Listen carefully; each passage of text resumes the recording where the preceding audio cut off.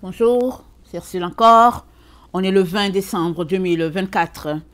Alors, je viens sur la trompette aujourd'hui encore et je viens proclamer le retour de notre Seigneur Jésus-Christ. Amen et alléluia. Soyons tous bénis, soyons remplis. Amen, remplis à satiété. Amen. Donc, je viens parler de la paix avec soi et avec les autres. Amen. Alors, j'ai le texte de Paul dans Romains 3. Le verset 10, ça dit, selon ce qui est écrit, « Il n'y a point de juste, pas même un seul. Nul n'est intelligent, nul ne cherche Dieu, tous sont égarés, tous sont pervertis. Il n'en est aucun qui fasse le bien, pas même un seul. Leur gosier est un sépulcre ouvert, ils se servent de leur langue pour tromper, ils ont sous leurs lèvres un venin d'aspic.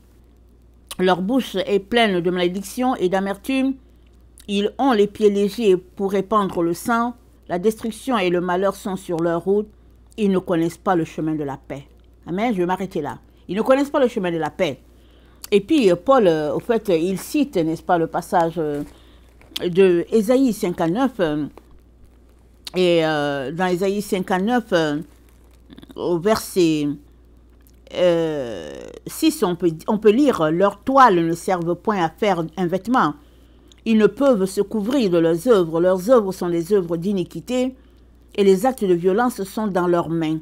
Leurs pieds courent au mal, ils ont hâte à répandre le sang innocent, leurs pensées sont des pensées d'iniquité, le ravage et la ruine sont sur leur route, ils ne connaissent pas le chemin de la paix, il n'y a point de justice dans leur voie, ils prennent les sentiers détournés, quiconque marche ne connaît point la paix. » Donc, voilà, l'apôtre Paul parle de paix, et puis ici on a le prophète Ésaïe qui parle de paix, et nous savons tous que la paix, c'est tout ce que chacun aimerait avoir sur cette terre. Amen. Alors qu'est-ce que les gens cherchent dans la vie? Juste la paix. On peut voir souvent dans les problèmes, les couples, ils vont dire, ah, moi je voulais juste la paix, je veux la paix, la paix. C'est-à-dire, les gens cherchent la paix, ils veulent juste la paix, et puis voilà, ils sont tranquilles. Mais la paix véritable, où la trouve-t-on, n'est-ce pas? Où se trouve la paix? Si on va dans 1 Thessaloniciens 5, alors que la fin des temps est proclamée, les gens, au fait, souhaitent juste la paix. Si on regarde juste le cas des pays du Moyen-Orient où il y a le trouble, tout ce que ceux-là qui habitent là-bas veulent, c'est la paix. Quand ils se réveillent à tous les jours, je suis sûre que leur prière, c'est « Seigneur, donne-nous la paix, garde-nous en vie ». C'est tout ce qu'on te demande. Quand on arrive à ce stade-là, ce n'est pas les biens matériels qu'on cherche, ce n'est pas une carrière, un diplôme. Non, les gens, ils veulent juste la paix et que Dieu leur donne la vie. Parce que la vie est tellement précieuse, n'est-ce pas? Et si tu vis sur cette terre, c'est pour y avoir la paix. S'il n'y a pas la paix, alors c'est quoi le but, n'est-ce pas? C'est comme ça que les gens se comportent. Les gens sont perturbés dans la détresse et tout. Et quand ils disent paix, ils disent, ah, on a élu tel président, ah, il va nous apporter la paix. Oh non, mais celui-ci est parti, ce président-ci est parti, on aura la paix. Les gens posent des actions en fonction de la paix, oui ou non, paix, paix, paix. Mais Dieu nous dit que la paix, c'est son repos. Et ce repos-là, on le connaît si on marche dans le Seigneur et si on vit, n'est-ce pas, en relation, en communion avec lui. Alors, si on regarde notre texte dans 1 Thessaloniciens 5, alors qu'ils annoncent la paix sur la terre, c'est dit, quand les hommes diront paix et sécurité, alors une ruine soudaine les surprendra, comme les douleurs de l'enfantement. Nous savons que les femmes, elles ne savent pas le jour que l'enfant va venir. Quand bien on leur dit qu'il va venir tel jour, c'est l'enfant qui décide. À moins que les médecins ont programmé, on dit non, viens tel jour et puis on va te déclencher. Mais en principe, si une grossesse est juste laissée à la personne qui a envoyé l'enfant, alors tu ne sais pas le jour où l'enfant va décider de venir. Tu peux te lever de bonne humeur, rayonnante et tout ça, et puis subitement tu dis, ah, il faut que j'aille à l'hôpital parce qu'ici, là, j'ai l'impression que cet enfant-là va venir aujourd'hui. Amen. Alors, c'est dit que La paix, n'est-ce pas, c'est un bien ou bien quelque chose de très précieux qu'on aimerait avoir partout où nous nous trouvons. Ce n'est pas une affaire d'argent, ce n'est pas une affaire d'or, c'est tout simplement que c'est une affaire d'état, l'état où tu te trouves. Et Dieu dit, voilà le temps dans lequel on est, ces temps-ci, c'est le temps qui sonne la paix de Dieu, et cette paix, elle n'est pas comme le monde l'annonce. Quand le monde te parle de paix, il va te dire, comme j'ai dit tantôt, oh, tel président est parti, on aura la paix. Oh, vraiment que Dieu nous envoie la paix parce que telle personne n'est plus là. Et puis... Mais la paix n'est pas rattachée à une personne. Amen. Que ta paix à toi ne soit pas rattachée à tes finances, que ça ne soit pas rattaché à telle personne qui est dans ta vie ou pas. La paix que Dieu te donne, la paix dont Dieu parle, elle est envers toi-même, c'est-à-dire elle est en toi et envers l'autre, ton prochain. La paix envers toi, ça appelle ta relation avec Dieu. Si ta relation avec Dieu, si tu es en communion avec Dieu et que il siège sur son trône, n'est-ce pas, en toi, alors la paix est là. Et c'est ça que Dieu nous exhorte à avoir, c'est à ça qu'il nous appelle. Rechercher cette paix-là, que ce n'est pas un humain qu'un humain peut nous donner, mais cette seule paix-là que Dieu seul peut nous communiquer et puis nous donner d'avoir. Et c'est dit dans Colossiens 3, 22, c'est dit, serviteurs, obéissez à toutes choses à vos maîtres selon la chair, non pas seulement sous leurs yeux, comme pour plaire aux hommes. Amen. Pardon. Si tu vis dans un état pour plaire aux hommes, tu n'auras pas la paix. Parce que tu vas toujours te dire, mais est-ce que ce que je fais, ça va dans l'ordre de ce que Jonathan attend? Est-ce que ce que je fais, est-ce que Martine sera contente? Est-ce que vraiment, je me demande bien si j'ai rencontré ses attentes et puis... Mais non. Le Seigneur, lui, il t'offre sa paix et la paix de Dieu, ce n'est pas comme le monde te l'offre. Il dit, croyez en Dieu, Jésus-Christ a dit, et croyez en moi. Ça dit, la paix là, que tu recherches est rattachée à ta foi envers Dieu. Une fois que tu crois à Dieu et que tu crois à 100%, Dieu te dit, je te donne ma paix. Amen. Il dit, je te l'envoie. C'est un flot, c'est un état qui est là en toi. Et c'est ça que Dieu aimerait pour chacun d'entre nous, afin que notre vie soit tout simplement paisible et puis centrée sur Dieu et rien que sur Dieu. Et parlant de paix, Dieu prend l'exemple d'Israël, n'est-ce pas? Dieu les a fait sortir d'Égypte, ils étaient maltraités là-bas, des bons esclaves, ils sont sortis avec des grands rêves, et puis on ne sait pas qu'est-ce qu'ils ont conçu comme rêve dans leur esprit. Ils arrivent dans le désert, ben voilà, il n'y a pas de pluie, il n'y a rien, et puis ben c'est ça. Ils arrivent, et puis ben voilà, c'est la misère. Et puis, ils disent à Moïse, mais attends, pourquoi tu ne nous as pas laissés là-bas, en Égypte? On aurait eu des concombres, et puis au moins on mangeait de la viande, et puis tu nous envoies ici au désert. Et puis, Moïse était là, et puis vraiment maltraité par le peuple, par des paroles et tout. Le peuple était en colère. Pourquoi? Parce que leur paix était rattachée à leur situation en Égypte. Malgré la misère, malgré qu'ils se faisaient bastonner, pour eux, la paix était rattachée à leur bien matériel, bien à leur ventre, la nourriture, manger, et puis pour eux, c'est ça la paix. Mais Dieu aimerait que toi et moi, nous dépassions ce stade-là. Parce que la Bible nous parle de paix. Il dit, l'agneau vivra avec l'ours, n'est-ce pas, dans le même endroit. Il y aura la paix entre les animaux féroces et puis ceux-là qui ne le sont pas. La paix sera établie entre les humains et les animaux. C'est-à-dire, tout ce qu'on connaît là, de cruauté sur cette terre, Dieu dit, il n'y aura plus ça. Alors, quand on lit ça, on se dit, waouh, quel état, et puis on s'imagine que ça va tomber un matin et puis ce sera ça la paix. Ça, c'est la paix selon les hommes. Amen. Ça, c'est la paix selon les hommes. Ils sont là, ils se disent, ah oui, la paix, oh la paix. Mais la paix selon Dieu, c'est toi qui l'as bâtie. C'est toi qui la cultives. Ça commence par cet état de quiétude à l'intérieur de toi-même. Ça commence par toi bâtissant le royaume de Dieu et établissant le règne de Christ entièrement à toi, en toi, pardon, à 100%. Non pas par rapport à tes finances, non pas par rapport à ton état de santé, non, la paix tout court. Amen, la paix. Et c'est à ça que Dieu nous appelle. Et dans Ézéchiel, il y a un exemple, c'est pas vraiment peut-être un exemple, un exemple extraordinaire, mais c'est quand même l'exemple. Dans Ézéchiel, c'est dit de ce qui est arrivé, n'est-ce pas, avec celui-là qu'on appelle le diable. Dieu dit, tu as été, c'est-à-dire, depuis le jour où j'étais créé, tu avais une pensée d'intégrité.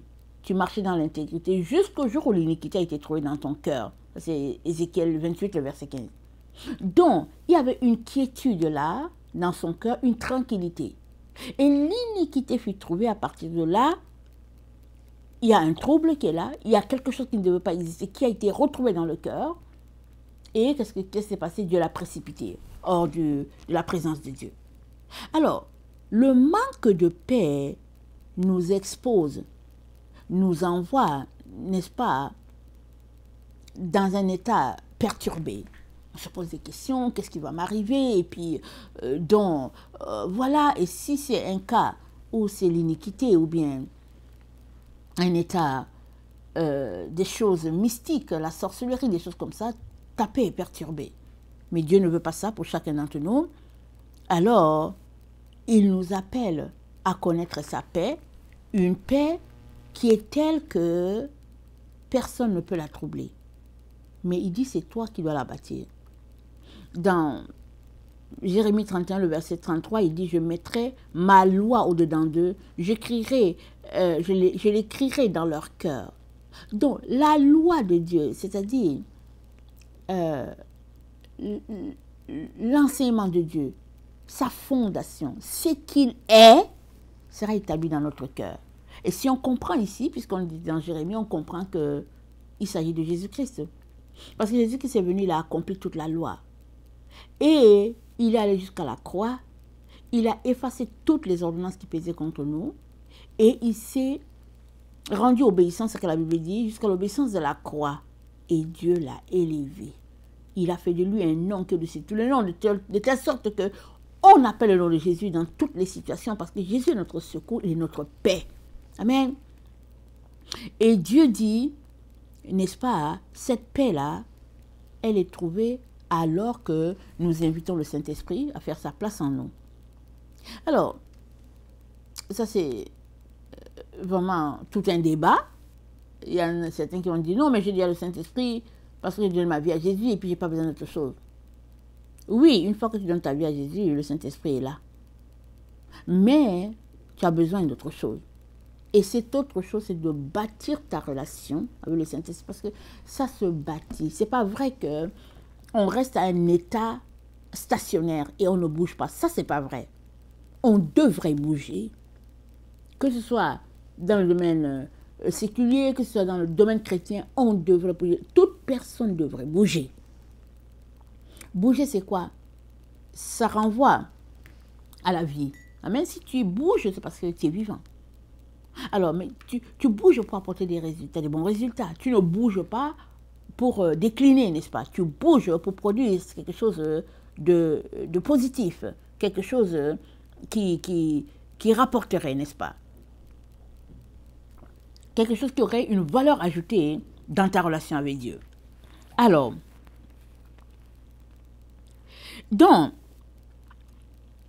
Dieu nous dit que cette paix-là, ça commence en dedans de nous. Ça commence dans nos cellules.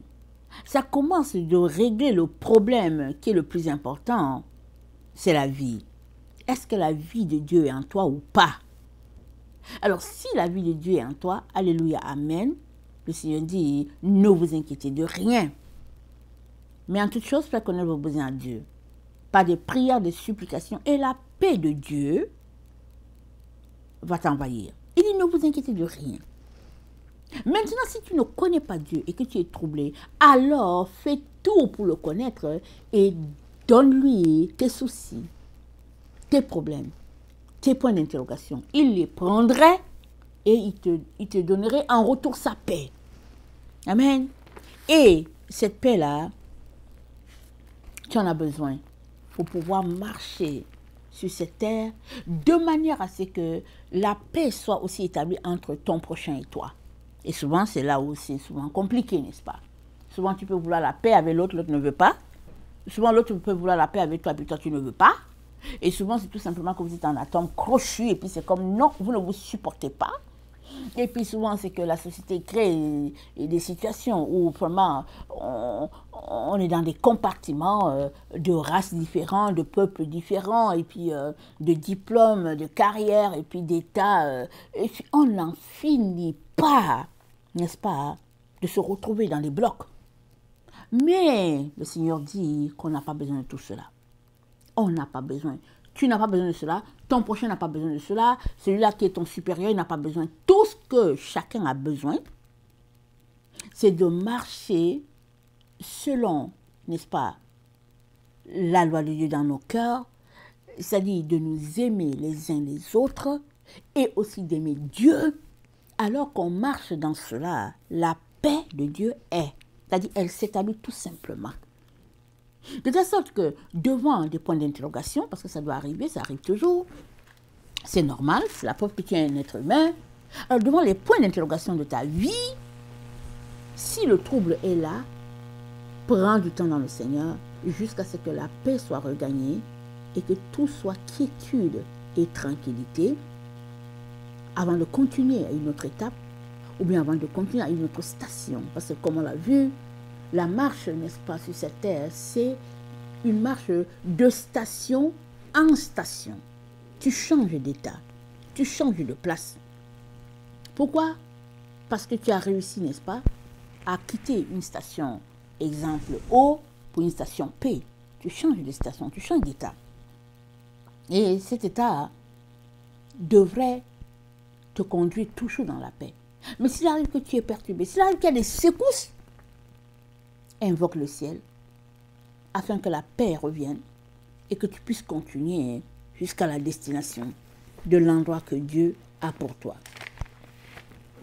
Et alors que nous sommes, n'est-ce pas, en train de à la recherche de cette paix-là, à cette rescousse-là, Dieu nous dit, attendez, il nous dit, Hébreu, je suis dans Hébreu 3, le verset 13, c'est dit, mais exhortez-vous les uns les autres chaque jour, aussi longtemps qu'on peut dire aujourd'hui, afin qu'aucun de vous ne s'endurcisse par la séduction du péché.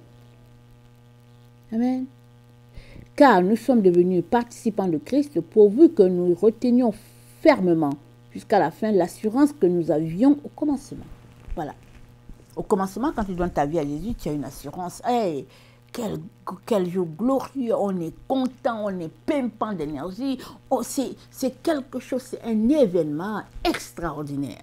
Et tous ceux-là qui ont de leur vie, qui ont reçu la conviction d'avoir leur péché pardonné, ils sont extraordinaires. Vraiment un jour merveilleux. Mais, par la suite, qu'est-ce qui est arrivé? Qu'est-ce qui est arrivé que ceux-là même qui ont leur vie à Jésus ont débarqué, ils ont dit bye bye Jésus. Ou bien qu'est-ce qui arrive que certains sont là, mais ils sont amorphes, ils ont perdu leur zèle et tout. Qu'est-ce qui fait? Paul dit qu'aucun de vous ne s'endurcisse par la séduction du péché. C'est le péché qui nous séduit et qui nous met dans cet état-là. Souvent, c'est subtil, on n'en est pas conscient. Mais c'est le péché.